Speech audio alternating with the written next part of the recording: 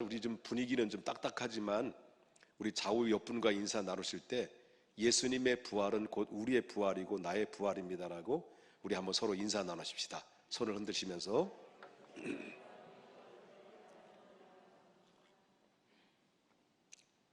요즘 제가 안 씻던 손을 얼마나 잘 씻는지요, 얼마나 청결하게 살아가는지 모르겠습니다.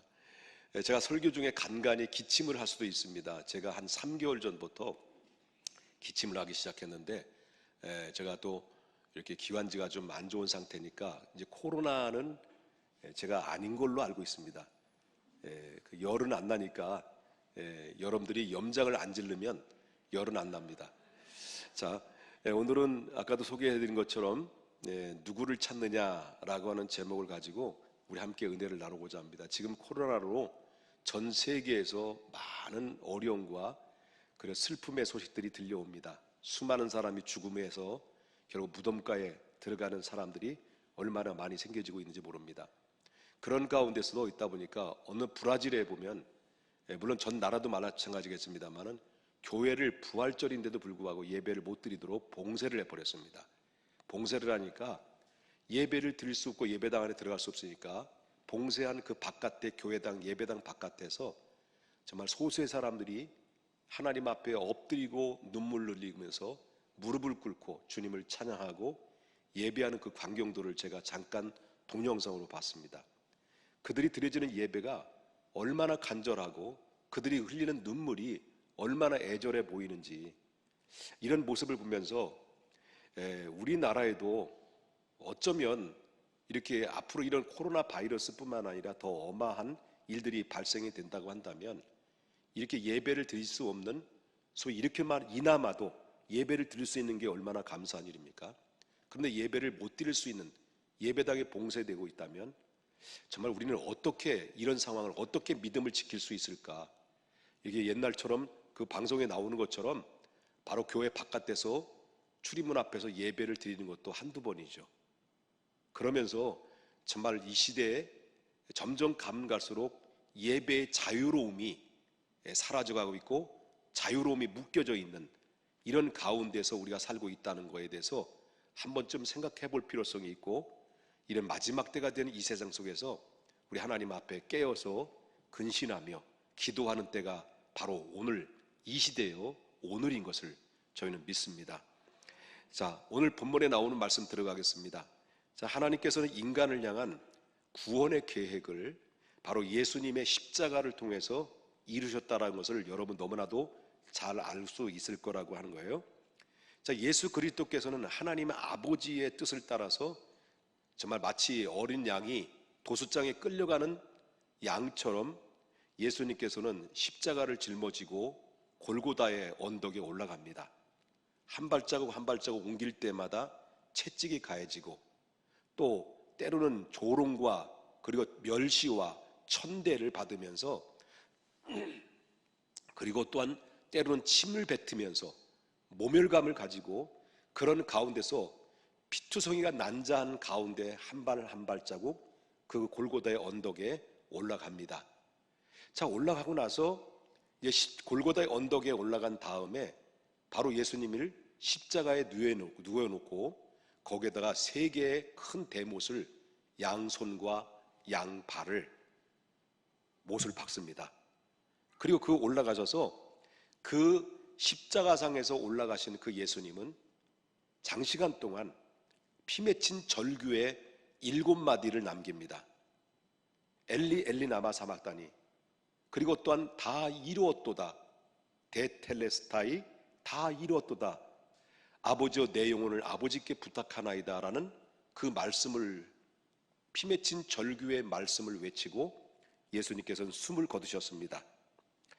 그리고 이제 예수님께서는 그 숨을 거두시고 운명하신 다음에 그 예수님의 시신을 니고데모라고 하는 예수님의 제자와 아리마대 요셉이라는 사람이 빌라도에 찾아갔어요.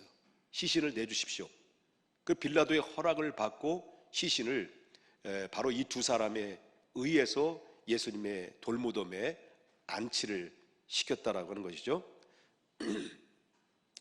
그리고 예수님께서는 돌아가신 지 딱 3일이 됐습니다. 3일이 되고 안식 후 첫날이죠. 근데 막달라 마리아라는 여자가 있습니다. 막달라 마리아라는 여자가 새벽에 무덤가에 찾아온 거예요. 그리고 막달라 마리아는 어떤 사람이냐면 7 귀신이 들렸던 여자예요. 7 귀신이 들려가지고 자기를 통제할 수는 이런 가운데 있었을 때 예수님을 만나서 예수님께로부터 이 귀신이 떠나가고 자유함을 얻었던 여자예요. 그러니 이 여자는 얼마나 감사하겠습니까? 자기가 고침을 받고 고통 속에서 정말 눌려서 자유롭지 못한 삶을 살았던 이 삶을 다 청산하고 예수님을 만나서 살았으니 얼마나 기쁘고 감사합니까? 그래서 늘 일생 동안 예수님을 따라다니면서 직간접적으로 제자의 삶을 살아왔던 여자라고 볼 수가 있는데, 그 예수님의 십자가에 못 박혀 돌아가실 때 십자가 밑에서 다른 제자들은 다 도망갔다 할지라도 이 막달라 마리아는 끝까지 예수님 십자가 밑에서 울고 있었던 여자가 바로 막달라 마리아라고 하는 것입니다. 그리고 예수님의 시신을 어떻게 했는지, 돌무덤을 어떻게 돌무덤으로 옮겼는지, 그리고 또한 돌무덤에 예수님 어떻게 안치하셨는지를 이렇게 모든 상을 다 확인을 했어요, 이 막달라 마리아가. 그리고서 막달라 마리아가 안식 후 첫날 새벽에 그 무덤가에 다시 찾아온 거예요. 그런데 웬일입니까? 무덤가에 찾아왔던 이 막달라 마리아에게 엄청난 일들이 벌어졌어요. 그것은 바로 뭐냐면 와보니까 무덤문이 열린 거예요. 무덤문이 열리고 예수님의 시신은 사라진 거예요. 없어진 거예요. 막달라 마리아는 깜짝 놀래가지고 이 사실을 황급하게 달려가가지고 누구에게 알렸냐면 예수님의 제자였던 베드로와 요한에게 알립니다. 그 베드로와 요한은 너무 깜짝 놀래가지고 황급히 무덤가에 와본 거예요. 달려와 봤더니 정말 그 무덤 안에 들어가 봤어요. 무덤 안에 들어가 봤더니 처음에는 시신을 누가 훔쳐간 줄 알았어요. 그런데 이 여러 정황을 보니까 예수님이 누웠던 그 자리는, 그 시신은 이 붕대로 치영층 감았던 붕대와 세마포는 그대로 있는 상태 속에서 몸만 싹 빠져나간 상태가 됐습니다. 예수님 없어진 거예요. 그런 상황을 목격을 하고 베드로와 요한은 20절에 보니까 어디로 갔냐면 10절에 보니까 자기 집으로 돌아갔다라고 말합니다. 그런데 이 2명의 제자는 돌아간 후에도 누구는 남아있어요. 이 막달라 마리아라는 여자는 계속 예수님의 시신을 누가 훔쳐갔는지 울고 있는 거예요. 누가 훔쳐갔는지. 이런 가운데서 마냥 울고 있을 때 그때 마리아에게 2명의 천사가 마리아를 부릅니다. 뭐라고 부르냐면 12절을 보겠습니다. 자, 12절에 뭐라고 나와요? 흰옷 입은 2 천사가 나오죠. 흰옷 입은 2 천사가 나오는데 예수님의 시신에 누웠던 한쪽의 한편의 천사는 예수님이 시신에 누웠던 머리 쪽의 한쪽과 발 쪽의 한쪽에 2 천사가, 흰옷 입은 천사가 그 안에서 예수님이 그 자리를 지키고 있었던 거예요. 그러면서 그 누구를 얘기했냐면 천사가 그 여자에게 뭐라고 얘기했냐면 여자여 어찌하여 우느냐, 여자여 어찌하여 우느냐라고 이렇게 말씀하실 때 그때 그 여자가 하는 얘기가 뭐라냐면 그 시신을 어디에 뒀습니까? 내가 어디에 뒀는지, 누가 가져갔는지 내가 알지 못해서 지금 슬퍼하고 있습니다 라고 했다는 거예요. 자, 그 말을 듣고 나서 뒤를 딱 돌아보는 순간 누가 계셨느냐는 거예요. 누가 계셨을까요? 15절에 나오는 말씀이죠. 그 순간 누가 계셨을까요? 예수께서 이르시되, 다 같이 읽겠습니다. 여자여 어찌하여 울며 누구를 찾느냐. 여기까지. 여자여 어찌하여 울며 누구를 찾느냐라는 예수님의 질문을 들었을 때 그때 이 마리아는 예수님을 누구로 착각했다라는 거죠. 15절 보니, 중반절을 보니까 마리아는 그 동산지기인 줄 알고 뭐라고 얘기합니까? 주여 당신이 옮겼거든 어디에 두었는지 내게 알려주십시오. 그리하면 내가 가져가겠습니다 라고 했다는 거예요. 자, 그런데 이 마리아는 부활하신 예수님을 보고도 여전히 누군 줄 알고 있어요. 동산직인 줄 알고 있는 거예요. 예수님이 부활하신 주님을 알아보지를 못했다라는 거예요. 그렇다고 한다면 왜 부활하신 예수님을 마리아는 알아보지 못했을까? 부활해서 주님이 나타나던데, 주님의 음성도 들려줬는데, 여자여 왜 우느냐, 어째 우느냐, 이렇게 질문을 하면서 누구를 찾느냐라는 질문을 했는데, 그 부활하신 주님이 지금 곁에서 계시는데도 불구하고 이 마리아는 예수님을 못 알아봤다는 거예요. 왜 못 알아봤을까? 그 이유가 뭘까? 거긴 두 가지 의미가 있을 수 있습니다. 마리아가 찾고 있는 자는 누구예요? 부활하신 주님이 아니라 뭘 찾고 있었던 거예요? 시신을 찾고 있었던 거예요. 그렇기 때문에 마리아의 입장에서 볼 때는요, 예수님이 다시 살아날 수 있었다는 것은, 살아났다는 사실에 대해서는 전혀 꿈에도 생각하지 않았다는 거예요. 오직 그의 마음속에는 예수님 시신, 그 부활하신 주님을 모르는 거예요. 염두할 생각도 안 했어요. 그리고 또 한 가지는요, 본절에는 나오진 않지만 예수님의 부활은 어떤 모습으로 변형됐을까요? 그때 당시 예수님의 모습으로 부활하신 것이 아니라 변형이 되어서 부활하셨다는 거예요. 변형이 되어서 부활하셨다는 거예요. 그 근거를 어디서 보냐면 바로 예수님은 부활의 첫 열매가 됐다는 거예요. 예수님의 부활의 첫 열매가 됐는데, 그때 당시 예수님의 변형된 예수님의 모습은 이미 부활의 모습으로 변형되어서 바로 마리아에게 나타나는 거예요. 그러니까 마리아는 그 예수님을 봐도 그 예수님이 부활하신 주님을 인지를 못했던 것을 우리가 보게 됐다라는 거죠. 자, 이런 모습이 성경적인 근거가 있느냐? 근거가 있다는 거죠. 저와 여러분이 누굴 믿고 있는 사람들입니까? 예수님의 십자가와 예수님의 부활을 믿는 사람들이잖아요. 부처님을 믿습니까? 누굴 믿어요? 예수님 십자가와 부활을 믿는 사람들이 여기에 모여 있는 사람들이에요. 자, 우리 예수 믿는 사람들은 어떤 사람이냐? 앞으로 우리가 주님 나라 임할 때 어떤 모습으로 주님 앞에 설 것이냐라는 것을 이 바울 사도는 이 비밀을 바로 활짝 열어놓고 공개를 했어요. 앞으로 믿음의 사람들이 어떻게 부활하여 주님을 만날 것이냐, 그 비밀을 공개했던 말씀이 바로 뭐냐면 고린도전서 15장 51절부터 53절에 언급을 하고 있어요. 자, 여기 보면 51절에 보게 되면 이렇게 나와요. 보라, 내가 너에게 비밀을 말하노니 우리가 다 잘 것이 아니요 마지막 나팔의 순식간에 호련히 다 어떻게 된다는 거예요? 변화되리니라 습니다. 여기서 다 잠잘 것이 아니라는 것은 말하면, 잔다라는 것은 그때 이 신앙적인 성경 용어로 말한다면 죽었다는 얘기죠. 잠자지 않았다는 것은 살아있다는 거예요. 지금 우리 살아있는 사람들이 바로 예수님이 딱 이 재림하거나 천국이 열릴 때 우리가 어떤 모습으로 변형이 될 것이냐라는 것을 사도 바울은 얘기하고 있어요. 만약에 지금 예수 하나님 나라가 임했다라고 한다면 우리가 지금 여러분 이 상태의 모습으로 그대로 하나님 나라를 맞이하는 것이 아니라는 거예요. 예수님의 부활의 첫 열매가 됐던 것처럼 바로 변형된 예수님이 마리아에게 나타났던 그 모습처럼 우리 믿음의 사람들도, 십자가와 부활을 믿는 우리 믿음의 사람들도 예수님의 변형된 모습처럼 다 변화되어 주님을 맞이하게 될 것이다. 만약에 이 모습대로, 이 모습 이대로 부활한다고 한다면 전 마음에 안 들어요. 머리 크지요, 목 짧지요, 다리 짧지요, 못생겼지요. 못생긴 거는 좀 너무한 것 같다.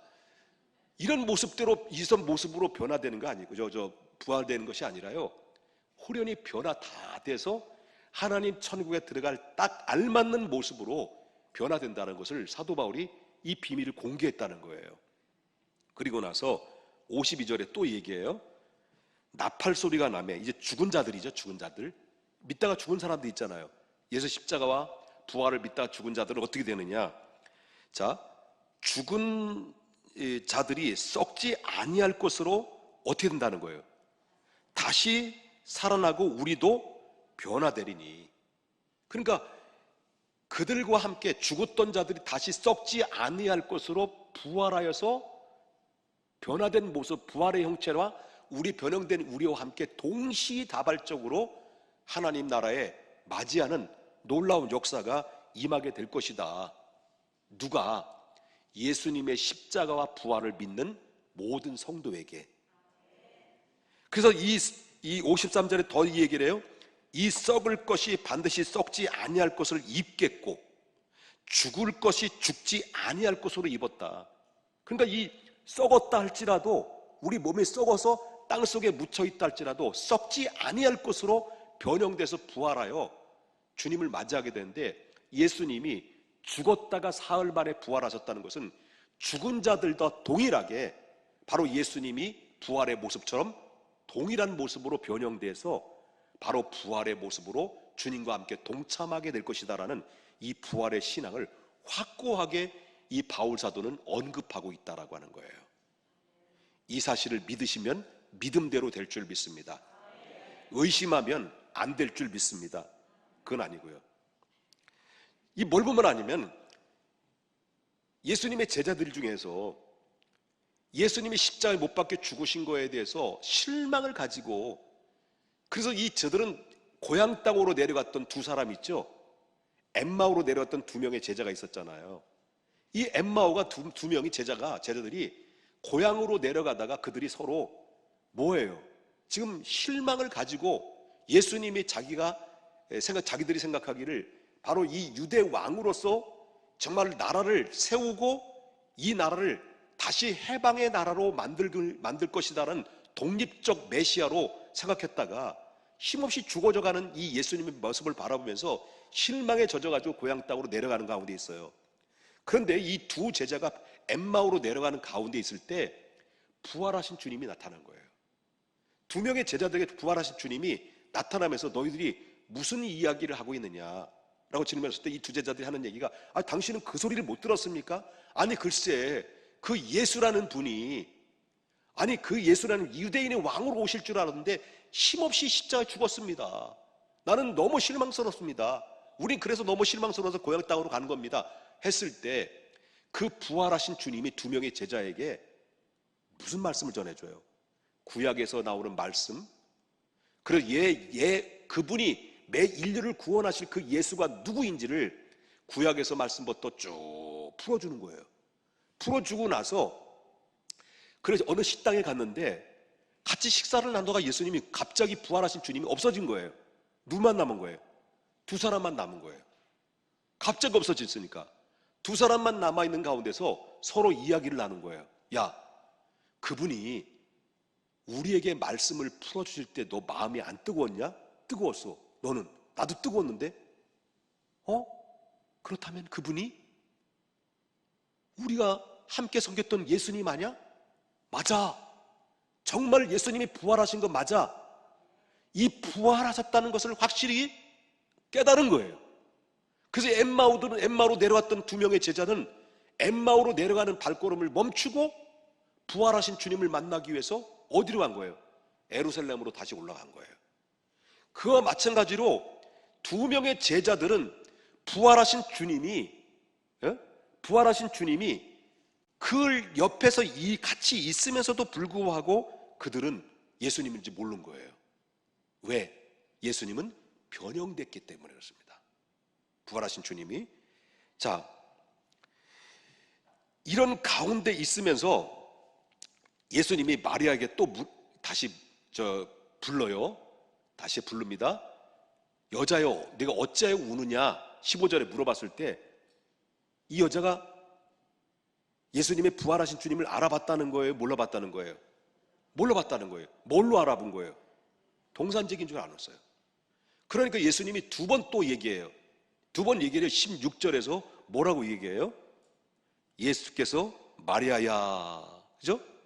마리아 하시거늘 마리아가 돌이켜 딱 보니까 그때서 눈이 열린 거예요. 그가 뭐라고 말합니까? 라보니요, 라보니요 라고 말해요. 자, 이게 무슨 말이냐면 15절에는 여자요라는 말씀하실 때는 예수님 못 알아봤어요. 두 번째 못 알아봤어요. 그걸 못 알아보니까 예수님께서 누구의 이름을 불러요? 마리아요 라고 불렀을 때, 그때 비로소 이 마리아는요 그 말씀을 듣고 예수님의 음성을 듣고 그렇게도 꿈속에서도 듣고 싶었던 예수님의 음성을 듣고 깜짝 놀란 거예요. 깜짝 놀라서 돌아서는 순간 드디어 그의 눈이 열리니까 부활의 주님을 보이게 되는 거예요. 마리아가 너무 감격스러운 거예요. 너무 감격스러워서 나보니 나의 사랑하는 선생님, 이렇게 주님을 바라보면서 마리아는 너무너무 반가우면요, 여러분, 너무너무 반가우면 죽었다 살아난 분이 딱 왔다, 그럼 반가우면 살아났네? 살아나셨어요? 이럽니까? 너무 반가우면 어떻게 돼요? 막 안아주고 싶고 만지고 싶고 막 그렇잖아요. 마리아도 마찬가지였어요. 마리아도 이 부활하신 주님이 그때 비로소 눈을 열으니까 부활하신 주님이 그 앞에 있는 것을 볼 때 너무 기뻐가지고 예수님 만지려고 했을 때 예수님께서 뭐라고 말하냐? 17절 보겠습니다. 예수께서 이르시되 어떻게 하라는 거예요? 나를 붙들지 말라. 왜? 내가 아직 아버지께로 올라가지 아니었다, 이런 말이에요. 자, 마리아에게 명령하십니다.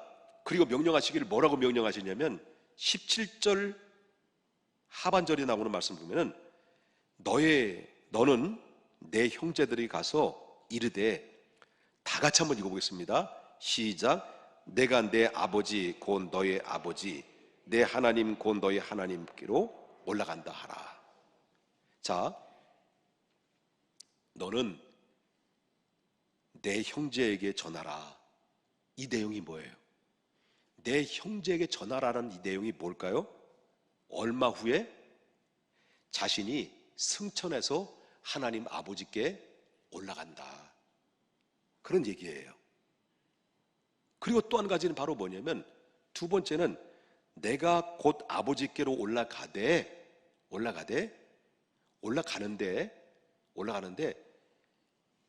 그 아버지가 누구냐는 거예요. 내가 아버지께 올라가는데 그 아버지가 누구냐? 그 아버지가 누구냐 할 때 내 아버지 곧 너의 아버지, 내 하나님 곧 너의 하나님, 내 아버지 곧 너의 아버지, 내 하나님 곧 너의 하나님께로 내가 올라간다라는 그 말씀을 전하라고 이렇게 이야기했다라고 하는 거죠.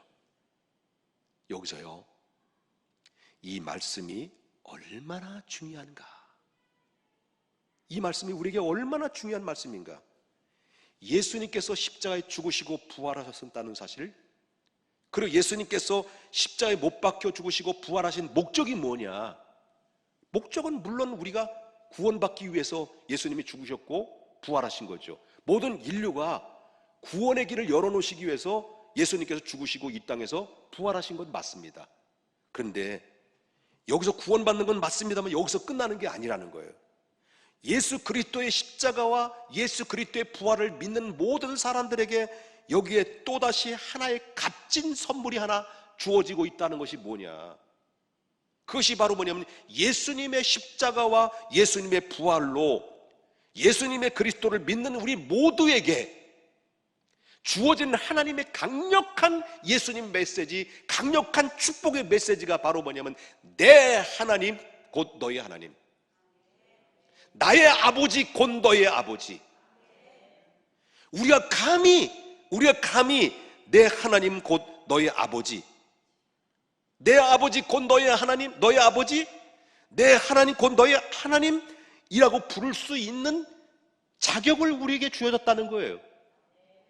그렇기 때문에 이제부터 우리는 하나님을 아버지라고 부를 수 있는 은혜를 주셨습니다. 이제부터는 우리 하나님을 나의 하나님이라고 부를 수 있는 특권을 주셨다는 거예요. 예수 그리스도의 십자가와 예수 그리스도를 믿는 모두에게 예외 없습니다. 지위 고하를 막론하고 모든 사람들은 예수님의 십자가와 예수님의 부활을 믿는 자들에게는 예수님이 하나님이 나의 하나님이 되고 예수님의 아버지가 나의 아버지가 되시고 우리의 아버지가 되시고 우리의 하나님이 다 되셨다는 거예요. 이게 예수님을 믿는 것으로만 끝나는 게 아닙니다. 이 엄청난 특권 속에는 바로 예수님의 아버지는 나의 아버지가 되고 예수님의 하나님은 나의 하나님이 되셨다는 것은 바로 예수 그리스도의 십자가와 부활을 믿는 사람들은 하나님이 나의 하나님이요 하나님이 나의 아버지가 되어주셨다, 그런 의미인 것입니다. 그래서 여러분 알다시피 로마서 8장 15절에 바울 사도는 이렇게 얘기해요. 뭐라고 얘기해요? 원래는 우리는 어떤 사람들이었습니까? 무소하는 종에 사로잡혔던 사람들이에요. 우상에 쩔어서 소망 없이 자기 멋대로 삶을 살았던 자들, 이렇게 노예로 이리 끌리고 저리 끌려갔던 이런 소망 없는 사람들이었는데, 바로 예수님의 십자가의 사랑으로 말미암아 이제 다시는 무소하는 영을 받지 아니하고 무슨 영을 받았다는 거예요?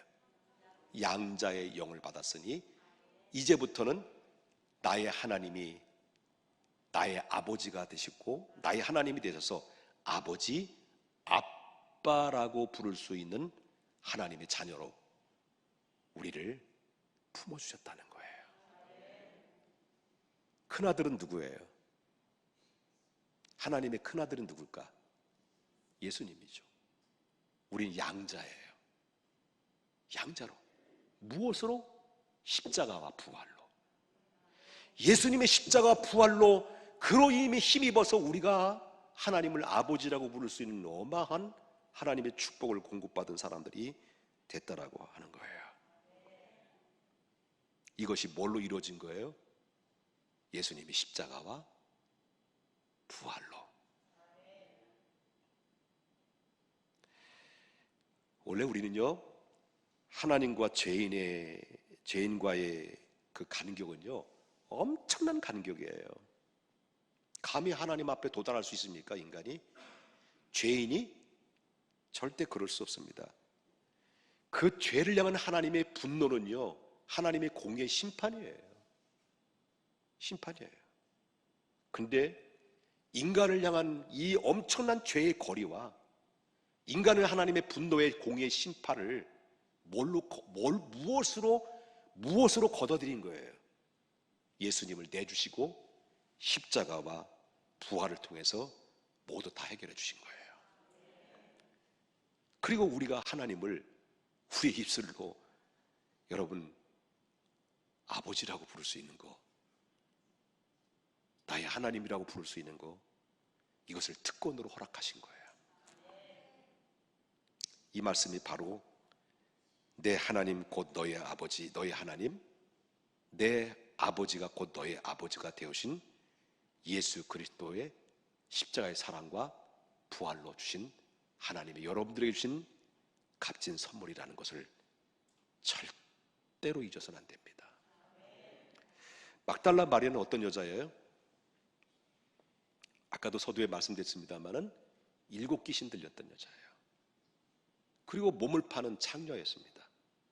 그러니까 한마디로 말한다면 몸도 마음도 완전히 망가질 대로 망가져서 한마디로 말하면 쓰레기 같은 인생으로 살아왔던 존재가 막달라 마리아입니다.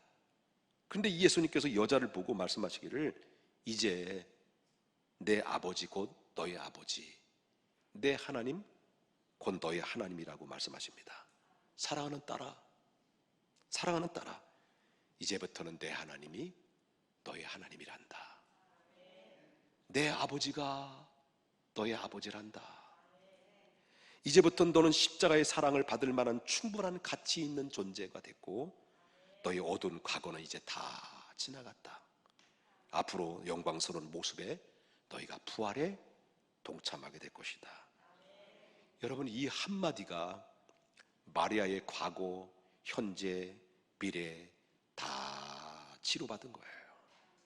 이것을 가리켜서 신학적으로 뭐라고 말하냐면 위치 변동이라는 겁니다. 신분의 변화. 여러분, 우리가 그런 사람이라는 것을 잊어서는 안 된다는 거죠. 여러분 알다시피 한편의 강도를 보세요. 이와 같은 이 마리아일지라도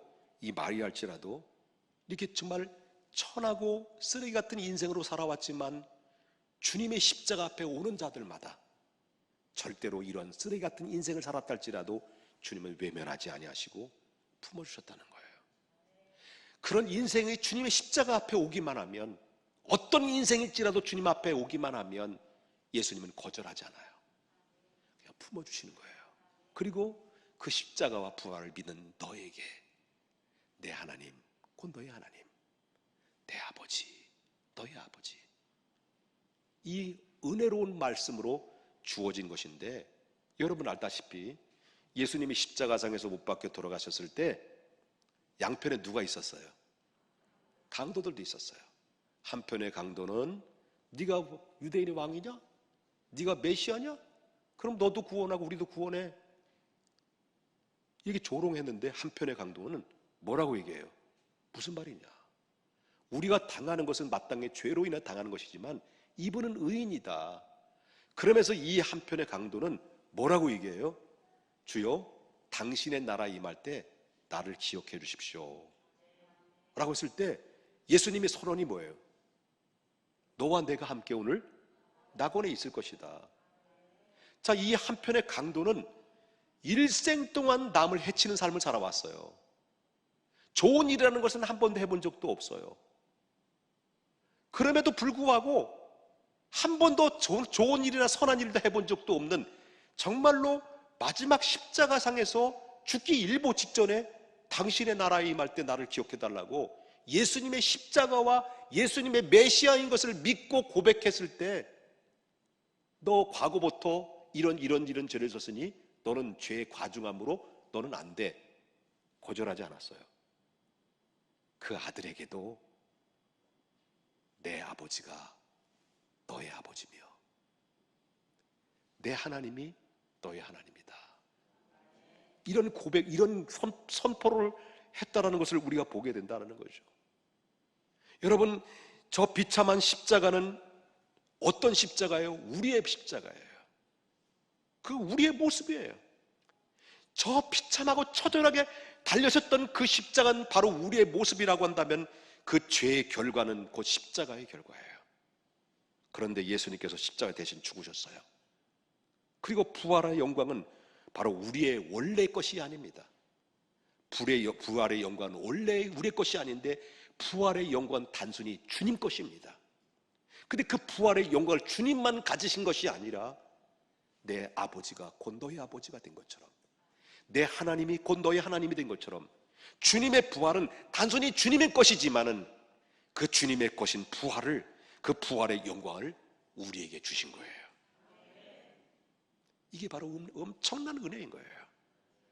이제부터 우리는 주님에게 우리가 허락하신 선물은 이제는 그 십자가가 아닙니다. 우리에게 주신 선물은 부활입니다. 그리고 주님의 부활을 통해서 우리의 잃어버린 아버지를 다시 찾을 수 있는 그런 하나님의 축복을 우리에게 주신 겁니다. 감히 우리가 어떻게 하나님을 아버지라고 부를 수 있었습니까? 우리는 귀신들을 섬기며 그래 땅의 것을 기어다니는 정말 수많은 버러지 같은 우상 앞에 내 인생을 맡기며 허무한 인생으로 허우적거리며 허비하는 인생으로 살았던 우리의 인생이 원래 본래의 자리로 우리를 인도하셨고, 원래 인간의 생사합을 주장하시고 인간의 모든 주체이신 그 하나님의 창조자인 하나님 아버지로 다시 우리가 부를 수 있고 회복할 수 있다는 것은 예수님 십자가 값주시고 부활의 기쁨을 우리에 던져주신 값진 선물로 인한 하나님의 축복의 선포인 것입니다. 여러분, 그렇다면 질문이 하나 있죠. 왜 예수님께서 부활하시고 난 후에 많고 많은 사람들 중에 왜 부활하신 주님이 첫 번째 막달라 마리아에게 보이셨느냐? 제자들도 있고요, 그렇잖아요. 인류 역사상 그 부활하신 예수님의 첫 번째 만난 사람이 그 불쌍하고 가련한 마리아를 만났어요. 이렇게 가장 불쌍하고 가장 천박한 마리아라 할지라도 주님을 찾고 갈망하는 모든 사람은 하나님 외면하지 않았다는 거예요. 누구든지 수고하고 무거운 짐진 자들아, 다 내게로 오라. 내가 너희를 쉬게 하리라. 누구든지 내 아버지를 곧 내 아버지 곧 너의 아버지, 내 하나님 너의 하나님이 되어주신다라는 그런 놀라운 역사는 한편의 강도의 이야기를 들었던 것과 다를 바가 없는 거예요. 우리 주목해 볼 만한 장면이 있습니다. 그것은 무덤 앞에 통곡하는 마리아입니다. 왜 이 모습을 주목해 봐야 됩니까? 무덤 앞에 통곡하는 마리아의 모습을 왜 주목해 봐야 되고 왜 이 모습이 중요하다고 생각합니까? 무덤 앞에 통곡하는 이 통곡은 바로 인류의 모습입니다. 오늘날 코로나 바이러스를 통해서 수많은 사람들이 지금 통곡의 눈물을 흘립니다. 불안에 떨고 있습니다. 두려워하고 있습니다. 수많은 사람들이 시체가 길바닥에 널려져 있습니다. 무덤을 어디에 묻어야 될지도 모릅니다. 수많은 사람이 죽어져 가고 있습니다. 오늘날처럼 통곡의 눈물의 소리가 어디 들어본 적이 있습니까? 인류의 역사 속에서 수많은 사람들이 지금 고통의 눈물을 흘리고 있고 통곡의 눈물을 흘리고 있습니다. 이게 바로 뭐냐면 결국 무덤가에서 흘렸던 마리아의 눈물과 동일한 눈물이에요. 모든 인간의 모습은 상징적으로 표현한다면 무덤 앞에서 울고 있는 마리아의 모습과 다를 바가 없다라고 하는 것입니다. 여러분 이해되시는 겁니까? 지금 여러분 들려오는 소리들 보십시오. 기쁨의 소리, 희망의 소리, 소망의 소리, 실종됐습니다. 정치, 사회, 경제, 문화 어디든지 들려오는 소리들이 우린 절망과 실망과 좌절감을 주는 그런 소리들이 우리 앞에 들려올 때마다 통곡의 눈물의 소리 있습니다. 이럴 때 우리에게 가장 희망의 소리가 뭘까요? 십자가와 부활을 통해서 내 아버지가 너의 아버지며 내 하나님이 너의 하나님이라는 이 희망이 우리의 가장 기쁨의 소식이요 행복한 소식이라는 것을 믿으셔야 될 줄 믿습니다. 여기에 통곡하는 인생의 해답은 과연 무엇입니까? 여자여 어찌하여 울고 있느냐? 울지 마라. 부활이 없다면 인생은 울 수밖에 없어요. 부활이 없다면 인생은 통곡할 수밖에 없어요. 부활이 없다면 그 이 세상에 어떤 궁극적인 소망도 없기 때문에 울지 마라. 그러므로 인류의 역사 속에서 예수님의 부활보다도 더 크고 중요한 사건은 없다라고 하는 것입니다. 주님 어디 계십니까?